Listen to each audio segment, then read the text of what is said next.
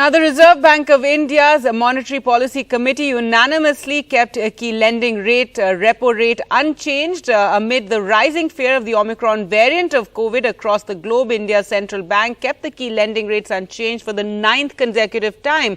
To support the economy amid the COVID crisis, the RBI kept a hold on hiking key borrowing and lending rates. The Indian economy hauled itself out of its deepest contraction. We are better prepared to deal with COVID, is what the RBI governor said.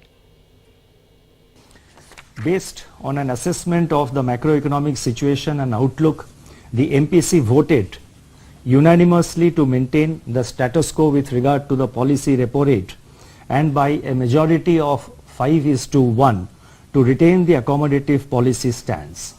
Consequently, the policy repo rate remains unchanged at 4% and the stance remains accommodative as long as necessary to revive and sustain growth on a durable basis and continue to mitigate the impact of COVID-19 on the economy while ensuring that inflation remains within the target going forward.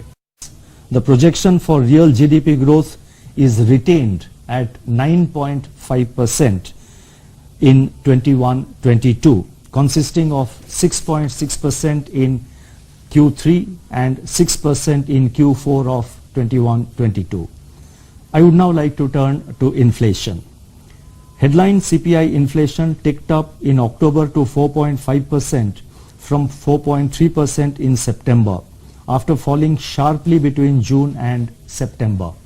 The inflation trajectory is therefore likely to be in line with our earlier projections, and price pressures may persist in the immediate term. It is expected that headline inflation will peak in Q4 of this current financial year, that is 21-22, and soften thereafter. Taking into consideration all these factors, CPI inflation is projected at 5.3% for 2021-22.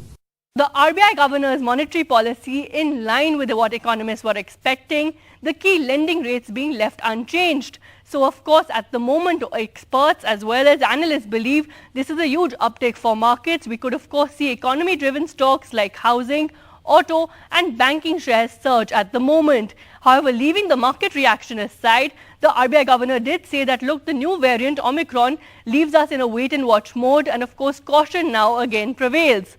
Leaving that aside, he also remained, very clear that the inflation forecast at the moment remains unchanged for FY22 at 5.3%.